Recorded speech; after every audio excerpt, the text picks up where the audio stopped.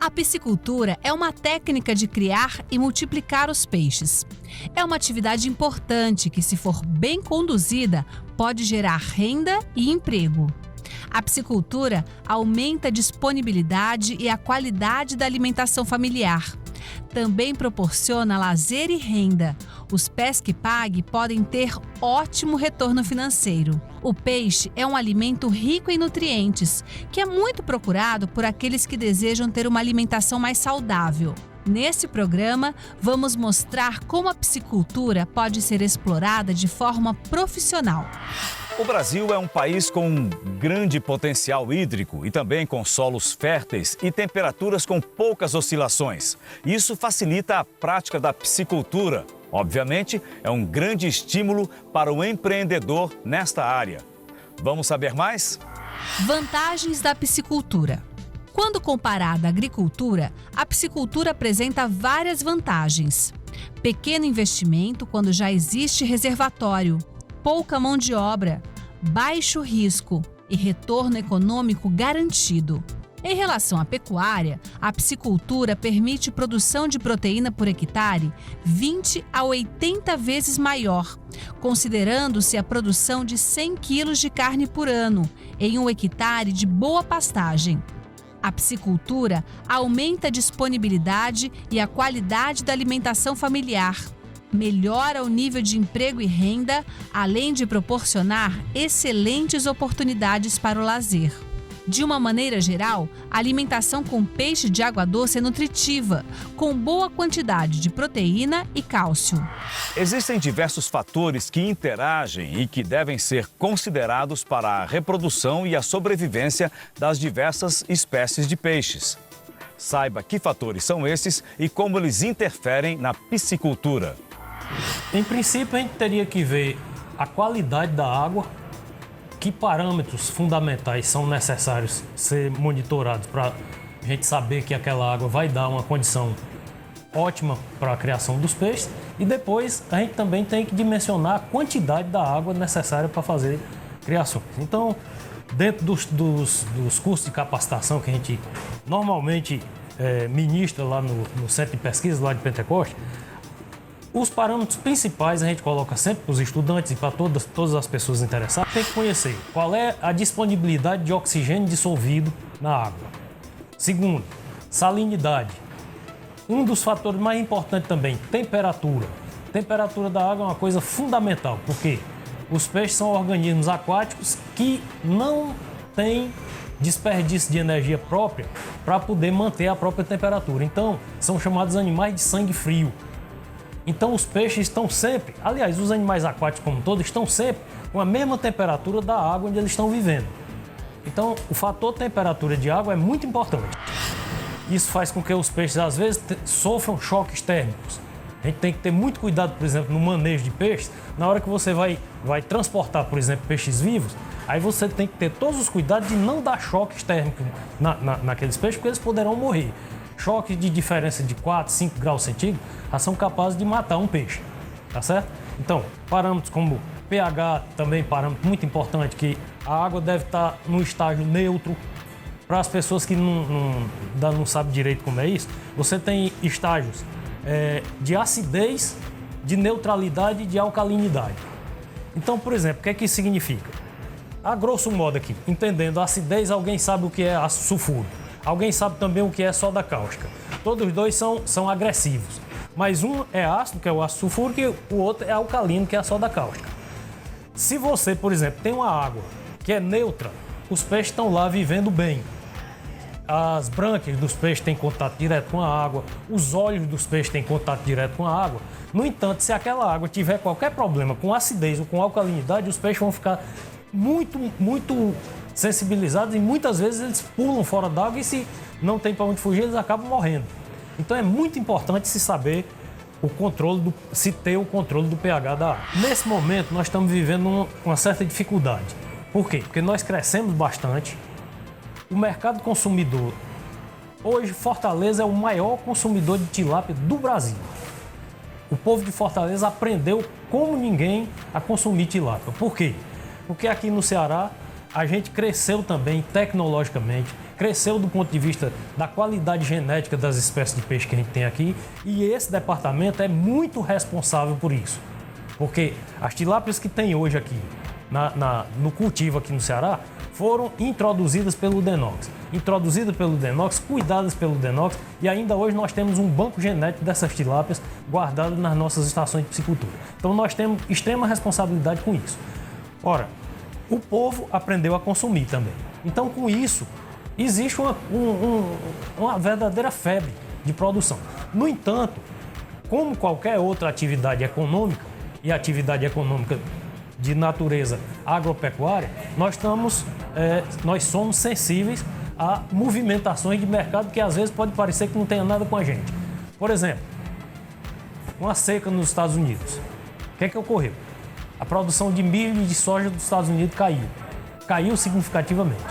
Eles têm dinheiro, então eles vieram para cá e pressionaram a nossa produção de soja e de milho e fizeram o preço de soja e de milho subir bastante no mercado interno. Com isso, sobe o preço da ração, e quando sobe o preço da ração, cai a margem de lucro do produtor de peixe, e do produtor de leite, do produtor de qualquer coisa que depende desses produtos agropecuários. Então nós estamos vivendo um momento de crise, mas já estamos começando a superar. Com melhor tecnologia, um desenvolvimento melhor das pisciculturas, e penso eu que a gente poderá melhorar mais ainda quando a gente der um passo mais significativo no sentido de beneficiar o produto. Porque hoje, o que ocorre é o seguinte: a grande maioria da tilápia produzida no Ceará é viscerada e descamada e vem para o mercado de Fortaleza. Enquanto isso, a gente vê nos próprios supermercados de Fortaleza filé de tilápia vindo de outros locais, de outros estados, de outros países, quem sabe, não sei bem, mas sendo vendido praticamente ao preço de filé de salmão. Por que é então que o produtor do Ceará não pode fazer a mesma coisa? Evidentemente que sim. Então a gente tem batalhado muito nisso, inclusive no aproveitamento. Nós estamos buscando, junto com a Universidade Federal, junto com o Nutec, com empresas incubadas, estamos instalando hoje no Centro de Pesquisa de Pentecoste uma máquina de extração de óleo de vísceras de peixe, porque isso já virou um problema também. Pra vocês terem uma ideia, aproximadamente 30 mil toneladas de tilápia foram produzidas no ano passado aqui no Ceará. Isso significa 3 mil toneladas de vísceras. E que destino se dá isso daí? Então hoje é essa perspectiva de se utilizar essas vísceras, retirar o óleo que existe nelas e desse óleo se transformar ou em margarina, ou em alimentação humana, ou em biodiesel, ou em qualquer coisa dessa natureza. E o restante que sobrar em ração animal também. Então estamos buscando toda a tecnologia necessária, e os produtores cearenses vão ter que se convencer da necessidade urgente de se fazer o aproveitamento máximo da tilápia para que nada disso retorne para a natureza. As plantas aquáticas podem servir de alimento, mas também podem ser prejudiciais. Elas interferem no espaço aquático, invadindo o espelho d'água, por exemplo. Vamos saber que plantas são essas e como fazer o controle. As plantas aquáticas, elas já são consequência de... Elas já são indicadoras de que naquele ambiente onde elas estão, existem nutrientes disponíveis na água. Esses nutrientes, eles não são naturais da água, são colocados ou pela natureza. Quer dizer, como é pela natureza? Uma chuva que arrasta folhas secas para dentro de um riacho, e que o riacho leva essas folhas secas para dentro do açude. Isso é material orgânico que vai ser decomposto lá naquele ambiente. Dessa decomposição vão aparecer produtos como amônia, como nitritos, como nitratos, como fosfatos, etc. Então esses são os nutrientes que eu chamo. Quando nós temos plantas aquáticas dentro dos açudes, isso significa que esses níveis já estão bastante elevados e que estão servindo de base nutricional para esse tipo de planta. Quer dizer, na verdade, a planta não é um poluente. A planta é um indicador de que tem poluente, e ela está lá retirando esses poluentes para a formação do próprio organismo dela. Então, de certa forma, elas podem até ser benéficas. Agora, evidentemente, se tem em excesso, significa que tem excesso de nutriente, e que aqueles organismos, aquelas plantas, quando vão morrer, vão fazer um volume muito grande de matéria orgânica que vão servir também para poluir aqueles ambientes. Então é sempre uma coisa muito, muito encadeada. Não dá para dizer é isso ou é aquilo. sempre é uma coisa consequente da outra e a consequente da outra, e no fim, a própria planta, quando ela morre, ela vai ser decomposta no ambiente. E aí ela vai produzir mais matéria orgânica ainda para prejudicar o ambiente. A alimentação dos peixes provém de duas fontes. Uma é natural. São os plânctons e bêntons, que vivem no meio aquático. A outra é artificial. São os ingredientes isolados ou associados, balanceados ou não. Se você está tratando de piscicultura comercial, a alimentação já é controlada pelo tipo de ração que você fornece, tá certo? Então hoje aqui nós temos no estado do Ceará piscicultura comercial praticamente só com tilápia. Então as tilápias são alimentadas exclusivamente por ração industrial. Então, quanto a isso aí, não há muita preocupação. A única preocupação que há que se ter é da qualidade dessa ração. Então, existe fábrica de rações de diferente natureza e que produzem rações diferentes umas das outras. Então, a preocupação maior que nós temos hoje é de saber qual é o teor de fósforo e qual é o teor de nitrogênio que virão dentro dessas rações. Para isso, a gente tem que escolher aquela ração que tenha o melhor nível de conversão alimentar. Hoje, nós trabalhamos com rações industriais que fazem conversões de 1,6 quilos de ração para transformar em 1 quilo de peixe. Quer dizer, 0,6 no balanceamento, 0,6 ficariam no meio ambiente através de sobra de ração, através de fezes dos peixes, etc. Mas já depois de digeridos. Quer dizer, é um material que tem um relativo potencial poluidor. No entanto, nós vivemos num ambiente muito diferente de onde se fizeram os maiores estudos sobre esse assunto, que são as regiões temperadas. Aqui na nossa região tropical, nós temos um metabolismo de água muito intenso. Então, o que é que acontece normalmente? Todos esses nutrientes que caem na água, eles têm uma rapidez de processamento muito grande. Por isso que nós não temos aqui em nossa região nenhum ambiente permanentemente eutrofizado. Por quê? Porque os organismos que vivem no meio aquático e mobilizados pela alta temperatura das nossas águas, faz com que esses nutrientes que caem na água sejam rapidamente metabolizados e reciclados. Então, nós temos uma sorte grande que a natureza nos deu. Nos deu pouca água, mas como nós conseguimos juntar um bocado d'água, a gente pode criar peixe com muito mais vantagem comparativa do que quem está, por exemplo, no sul do Brasil, quem está... Bom, agora, quando você trata, por exemplo, de criação de salmões, que são peixes de água temperada, mas são peixes marinhos, aí lá no sul, lá no Chile, na Argentina, eles têm mais condições do que nós. Mas para criar tilápia, nós estamos melhor do que qualquer outro estado do Brasil ou qualquer outro país da América Latina. Os peixes são os animais, praticamente os animais mais sensíveis que existem com essa questão de produtos químicos, tá certo?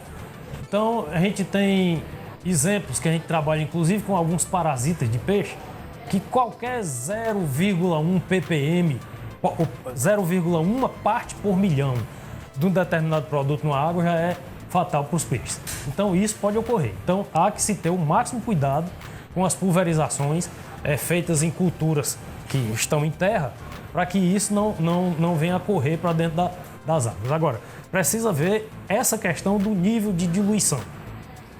Normalmente, às vezes, existe muito pavor quando se fala nisso, mas se você reparar a quantidade de produto que é utilizado e a quantidade de água que vem, acaba dando um nível de diluição tão baixo que não chega a prejudicar os peixes. E, na verdade, a gente pode dizer que os peixes são indicadores de que está havendo ou não o risco de aquela água estar contaminada, porque são os animais que mais rapidamente vão apresentar sensibilidade a produtos químicos. Nesse momento eu estou aqui com o Delano Feitosa, que é um criador, é um piscicultor, está nessa área aqui em Oroz, trabalhando já há algum tempo. Eu vou perguntar tudo para ele. Nós estamos aqui, isso aqui é uma passarela, né? Passarela, improvisada. Improvisada aqui, mas está tudo bem.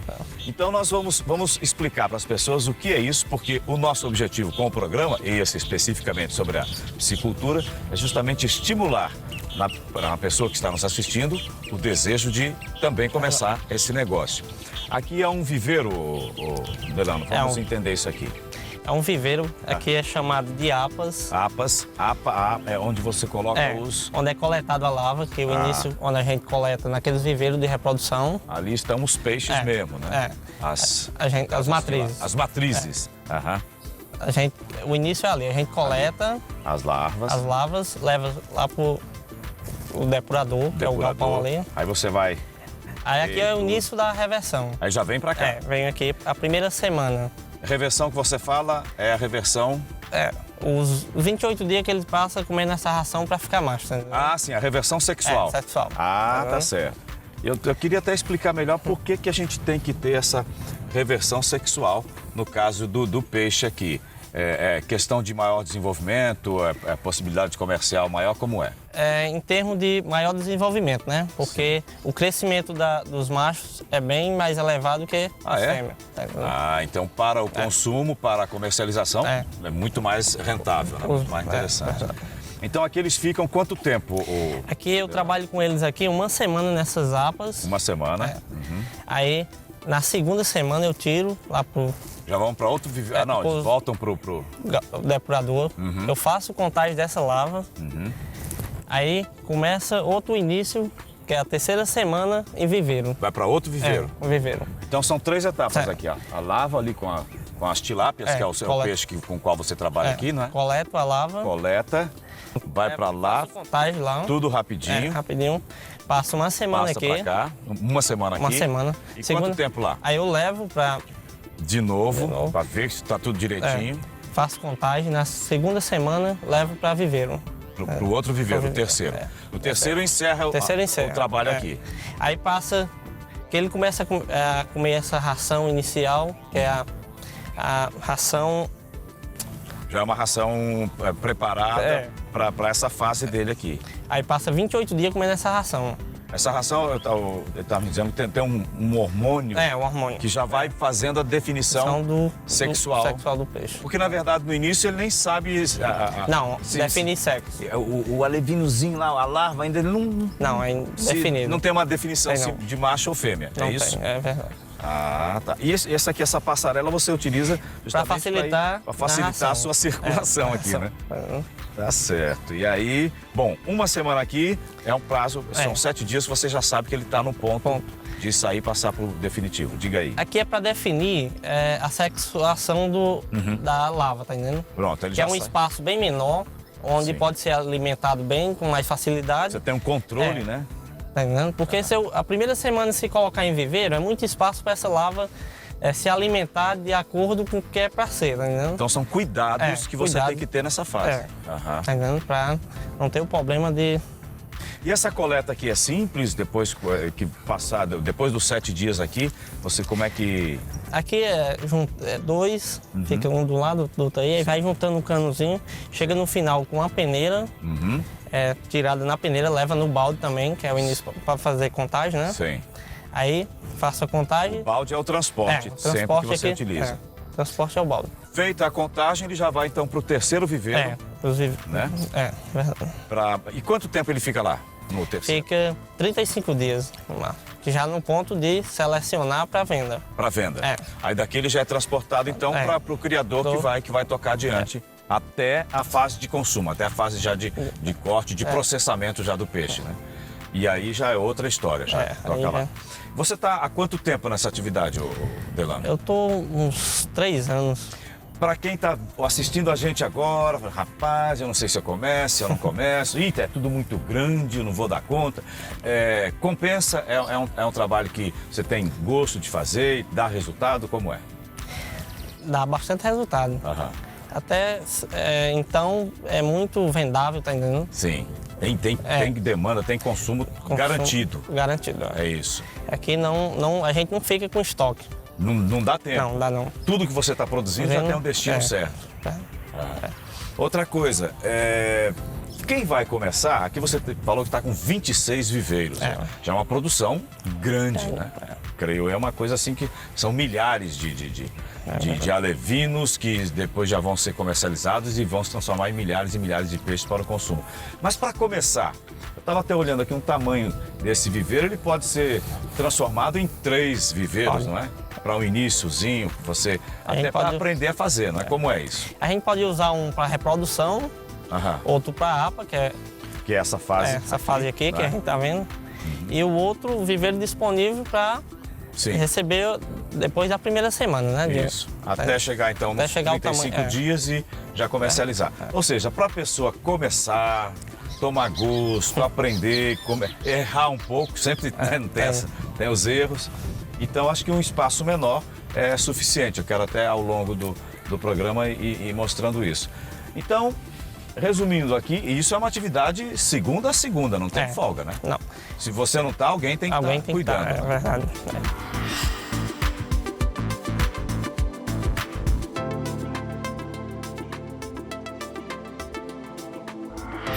Atualmente no Ceará, os piscicultores trabalham com 5 espécies de peixes. Vamos saber um pouco de cada uma delas. A carpa comum, dos tipos escama e espelho, é cultivada em quase todo o mundo e apresenta um crescimento rápido. Ela pode chegar a 1 ou 3 quilos em um ano, dependendo da densidade do peixamento. A carpa se alimenta de zooplâncton, minhocas e larvas na juventude. Adulta, consome quase todos os materiais comestíveis. A carpa atinge a maturidade sexual com 1 ano. Se propaga com êxito em águas calmas, onde não haja outras espécies de peixes. A tilápia do Nilo é conhecida pelo excelente crescimento e pela sua reprodução. Com 4 a 6 meses de idade, começa a se propagar e as fêmeas começam a crescer mais lentamente, desovando de 2 em 2 meses. A tilápia se alimenta de plânctons, grãos, farelos, tortas, resíduos e ração balanceada, entre outros alimentos. A tilápia do Nilo é considerada vantajosa porque atinge o peso de 300 a 500 gramas em 6 meses de cultivo. O maior entrave dessa espécie é que ela tende a ter uma reprodução grande, o que provoca uma população excessiva de peixes pequenos, em virtude da competição por alimento. Por isso, recomenda-se povoar o viveiro com indivíduos machos. A curimatã comum existe em vários rios cearenses e alimenta-se de material orgânico vivo e morto depositado no lodo no fundo do reservatório. Ela pode alcançar de 400 gramas a 600 gramas em 8 meses de cultivo. A carne da curimatã comum contém muita espinha e às vezes tem gosto de lama. Mesmo assim, é um dos peixes de maior aceitação nos mercados do interior. A curimatã pacu tem maior crescimento que a comum e deve ser priorizada quando estiver disponível nas estações. Tambaqui. O tambaqui é um peixe que faz a desova na nascente do rio Piracema, originário do rio Amazonas e de interesse para a piscicultura. É um peixe de crescimento rápido e pode atingir 1 quilo em 10 meses. É totalmente onívoro, alimenta-se de vegetal e carne, comendo insetos, grãos, sementes, plâncton, moluscos e outros produtos. O tambaqui tem a carne saborosa, com boa aceitação no norte do Brasil, além de ser rústico e de fácil manuseio. Ele pode ser criado em policultivo com outros peixes, como carpas, curimatãs e tilápias. No Nordeste, com exceção do Maranhão, esse peixe tem sido muito apreciado pelos consumidores dos demais estados dessa região.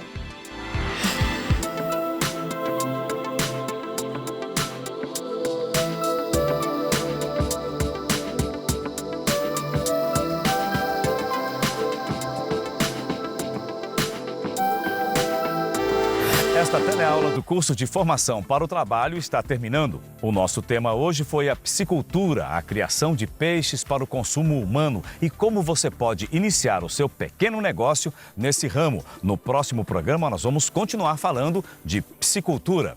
Acesse os fascículos do curso no site da Fundação Demócrito Rocha, onde você acompanha as teleaulas que são exibidas pela TV O Povo às 6h30 da manhã, com reprise às 8h30 da noite. A gente se vê.